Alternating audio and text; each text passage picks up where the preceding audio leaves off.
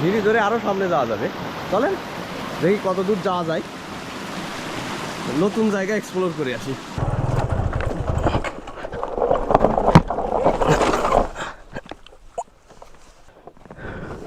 Support লাগবে। তিন্দুতে যাওয়ার পরে যে ভিউটা আপনি পাবেন বা যে ভিউটা আমি পাইছি এটা আসলে অসাধারণ। আর সামনের ভিউটা দেখেন। এই পাহাড়গুলো ছেড়ে এখন বাসার দিকে ফেরা লাগতেছে, মন খারাপ হয়ে যাচ্ছে আর কি, ছেড়ে যেতে ইচ্ছে করতেছে না।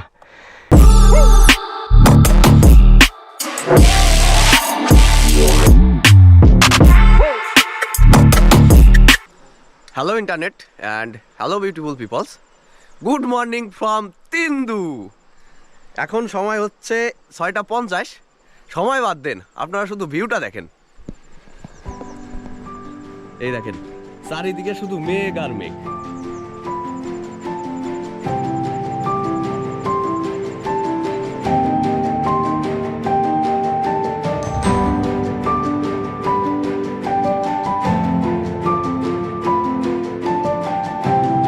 ও ভাই, পানির আওয়াজ শুনতেছেন? কারণ এই দিকটাতে একটু কাছে গিয়ে দেখাই। আমি আগে 2বার তিন্দু আসছি, কিন্তু এই ভিউ কিভাবে মিস করে গেছি। দেখেন এই সাইডটাতে দেখেন, ধীরে ধরে আরো সামনে যাওয়া যাবে। চলেন দেখি কত দূর যাওয়া যায়, নতুন জায়গা এক্সপ্লোর করে আসি। আমাদের হাতে অনেক সময়, প্রায় আধা ঘন্টা ধরে হাঁটতেছি এই ঝিরিপথ ধরে। আমার সৌভাগ্য যে পড়েই যাচ্ছিলাম তো, এবার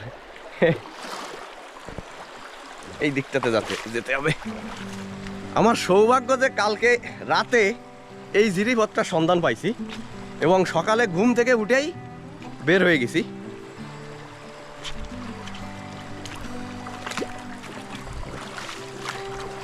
এইরকম অ্যাডভেঞ্চার করার জন্য এরকম গহীনে তো আসতেই হবে।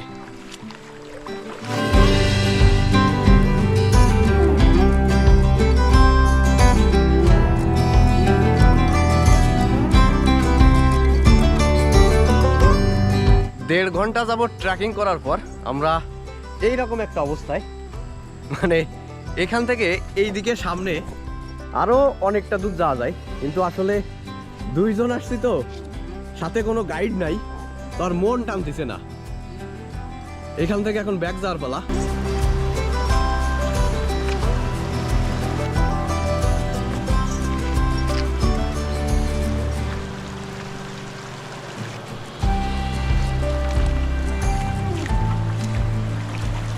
আমরা এই জায়গাটা থেকে ট্রেকিংয়ের যাত্রাটা শুরু করছিলাম, মানে ঝিরিপথের যাত্রাটা। এই রাস্তাটা দিয়ে আমরা যাত্রা শুরু করছিলাম, আর এইটা হচ্ছে সেই তিন্দু পয়েন্ট।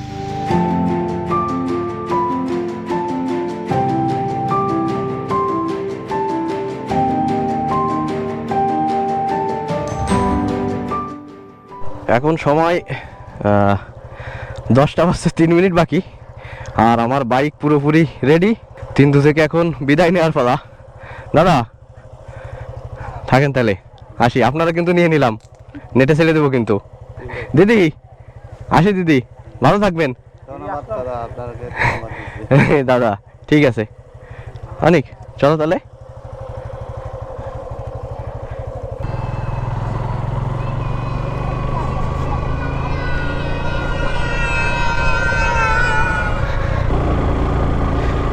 খুবই অসাধারণ একটা জায়গা। আসলে কষ্ট করে এখানে না আসলে আসলে বোঝা যায় না যে জায়গাটা কতটা সুন্দর আর কতটা ডেঞ্জারাস। পেছনের চাকা মারাত্মকভাবে বাড়ি দিচ্ছে, মারাত্মকভাবে স্লিপ করতেছে। এই জায়গাটা এখনো রোদ্দুর আসে নাই, যার কারণে রাস্তাটা ভিজা, আর ভিজা থাকার কারণে সব থেকে বেশি সমস্যাটা হচ্ছে। রাস্তা শুকনো থাকলে এই জায়গাগুলো উঠতে সমস্যা হয় না।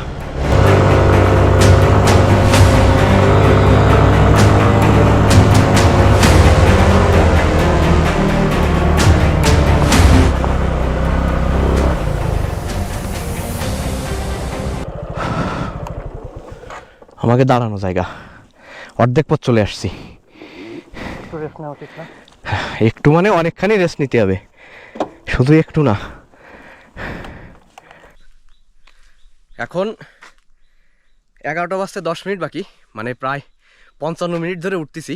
অর্ধেকটা পথ চলে আসছি, মানে 4 কিলো চলে আসছি। উঠতে সব থেকে বেশি সমস্যা হয়েছে একদম প্রথমের ওই জায়গায়, মানে ওই জায়গাটায় ছায়া ছিল, রোদ্দুর পড়েছিল না, তো ইটের উপরে না একটা মানে স্তর পড়েছিল মাটির, মানে চাকা প্রচণ্ড পরিমাণে স্লিপ করছিল, যার কারণে ওইখানটাতেই কষ্টটা বেশি হয়েছে। আর এখন পর্যন্ত স্বাভাবিকভাবে উঠে গেছি। সামনে 2টা বড় ভাঙা আছে যেখানে উঠতে হবে, তো এই 2টা পার হলে আশা করি আর সমস্যা হবে না। এই 2টা এখন সেফলি পার হইতে পারলে হচ্ছে।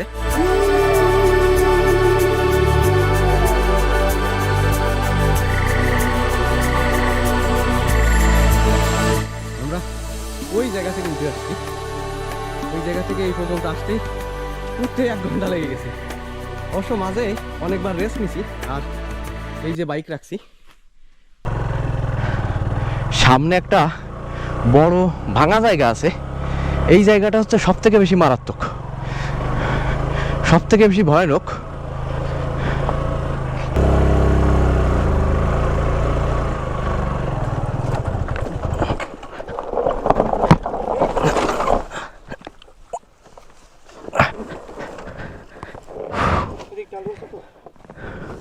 সাপোর্ট লাগবে, সাপোর্ট লাগবে।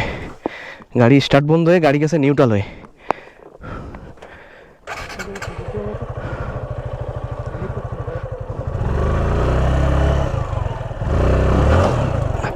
ধরিস ধরিস ধরিস, যাবো।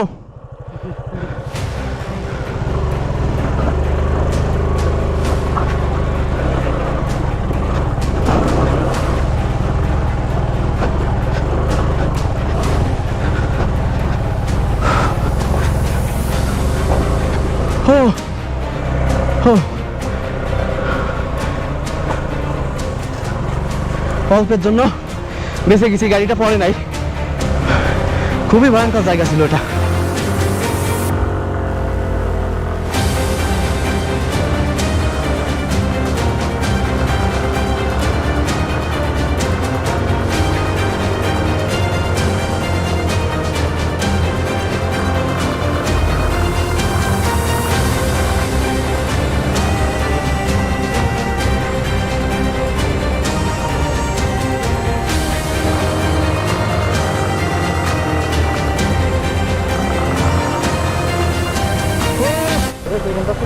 হ্যাঁ, এটা সেকেন্ড ভাঙা ছিল, আর একটা ভাঙাও পার হয়ে গেছে ইজিলি।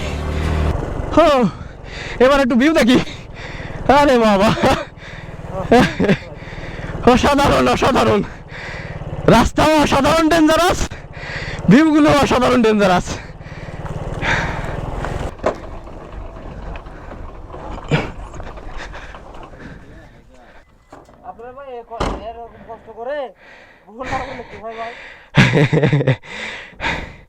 ভাই কষ্ট হলে একটা আলাদা মজা, এ জায়গায় শুধু কষ্টের জন্য না, এটা অন্যরকম মজা।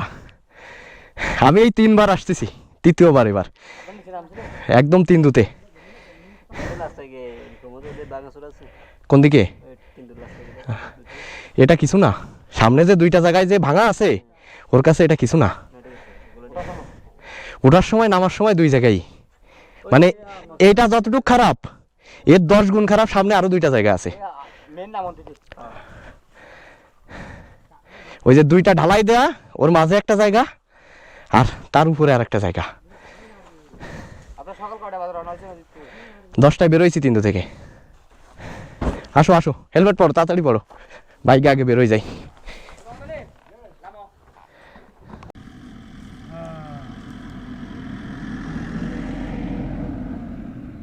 এখন সময় হচ্ছে 11:45, 12টা বাজতে 10 মিনিট বাকি। আমরা সেফলি কোনো ধরনের সমস্যা ছাড়া তিন্দু জয় করে চলে আসছি। একটু সমস্যা হয়েছিল মাঝে ওই ডেঞ্জারাস 2টা জায়গায় উঠতে আর লাস্টে একটু নামতে, কিন্তু তারপরেও গাড়ি নিয়ে কোনো সমস্যা হয় নাই, মানে গাড়ি কখনো পড়ে নাই, সেফলি চলে আসছি। এটা ছিল রিয়েল অ্যাডভেঞ্চার। আসলে বাংলাদেশের কোনো রাস্তায় যদি অ্যাডভেঞ্চার করা লাগে, খুবই ডেঞ্জারাস অ্যাডভেঞ্চার করা লাগে, তাহলে তিন্দুর রাস্তাটায় আসতে হবে। তিন্দুর রাস্তায় আপনাদেরকে স্বাগতম। এই অনুভূতি আসলে বলে বোঝানো যাবে না। আর সব থেকে বেশি ধন্যবাদ হচ্ছে আমার গাড়িকে। মানে আমার তো কনফিডেন্স ছিল নিজের প্রতি, আর সব থেকে বেশি কনফিডেন্স ছিল গাড়ির প্রতি। গাড়ি কখনো আমাকে নিরাশ করে নাই। আর অনেক আমাকে যে সাপোর্ট দিছে, এই সাপোর্টটা না থাকলে আসলে এটা জয় করা আমার দ্বারা সম্ভব ছিল না একা একা। তো ভাই আমার বলতেই হয়, we are speed place ride more হরিলেস। অ্যাডভেঞ্চার আমার প্রচণ্ড রকমের ভালো লাগে, যার কারণে এই ডেঞ্জারাস রাস্তাটা পার করে তিন্দুতে যাওয়া। আর তিন্দুতে এমনিতেই সুন্দর জায়গা, খুবই সুন্দর জায়গা। তো তিন্দুতে যাওয়ার পরে মানে এই রাস্তাটা পার করে, ডেঞ্জারাস রাস্তাটা পার করে তিন্দুতে যাওয়ার পরে যে ভিউটা আপনি পাবেন বা যে ভিউটা আমি পাইছি, এটা আসলে অসাধারণ। আর সামনের ভিউটা দেখেন কি চমৎকার, অসাধারণ ভিউ। আর এই যে যেখানে রেস্ট নিচ্ছিলাম, এখান থেকে এটাই ছিল হচ্ছে ডিম পাহাড়ের সর্বোচ্চ পয়েন্ট, যেটা গত ভিডিওতে আপনাদেরকে দেখাইছি। ওই ডিম পাহাড়ের সর্বোচ্চ পয়েন্ট থেকে এবার নামতে হবে। এইখান থেকে চট্টগ্রামের দূরত্ব 153 কিলোমিটার, মানে আর 153 কিলোমিটার গেলে আমরা বাসায় চলে যাবো আর কি, রাইডটাও শেষ হয়ে যাবে।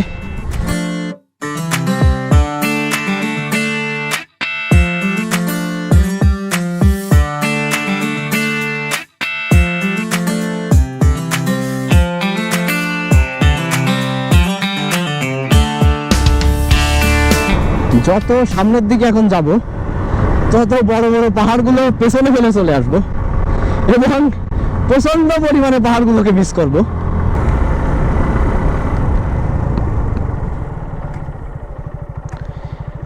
এইটা একটা ভিউ পয়েন্ট, দেখেন সামনের পাহাড়টা দেখেন।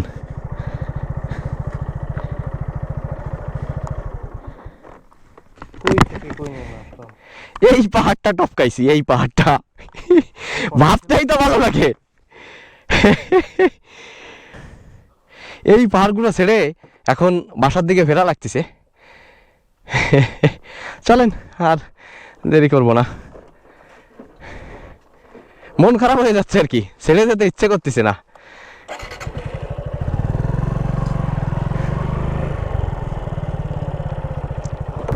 যত সামনের দিকে যাচ্ছি পাহাড়গুলো তত ছোট আকার ধারণ করতেছে, তবে দেখতে সুন্দর। পাহাড় ছোট হোক বা বড়, দেখতে সুন্দর। এত সুন্দর সুন্দর ভিউ, এটা তো আসলে বের না হলে, মানে এই দিকে ঘুরতে না আসলে এগুলো আসলে অনুভব করা যাবে না। এটা হচ্ছে বিসমিল্লাহ হোটেল। আমরা এইখানে দুপুরের খাবার খাওয়ার জন্য দাঁড়াইছিলাম। এখানের খাবারটা খুবই ভালো ছিল, আমাদের রেস্ট নেওয়া হয়ে গেল। ওট, এটা হচ্ছে লামা।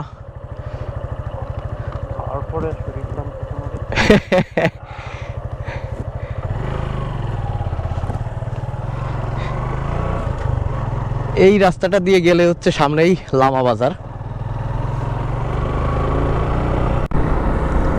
এই যে এই সাইডের যে গাছগুলো দেখতেছেন, এগুলো সবগুলোই রাবার গাছ, এগুলো সব রাবার বাগান। এই দেখেন কত সুন্দর দেখা যাচ্ছে।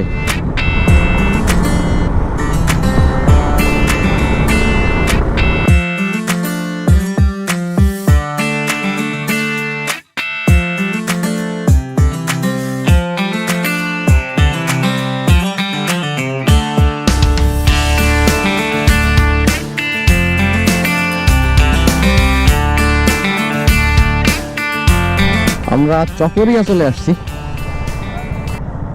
চকরিয়া থেকে এটা হচ্ছে চিটাগাং কক্সবাজার হাইওয়ে।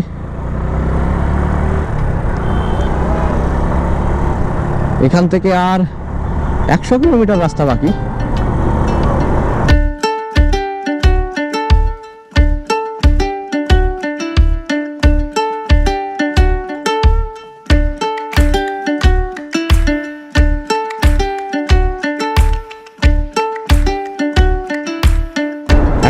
হচ্ছে 5:05 আর আমরা পৌঁছে গেছি দ্য বিউটিফুল চট্টগ্রাম শহরে।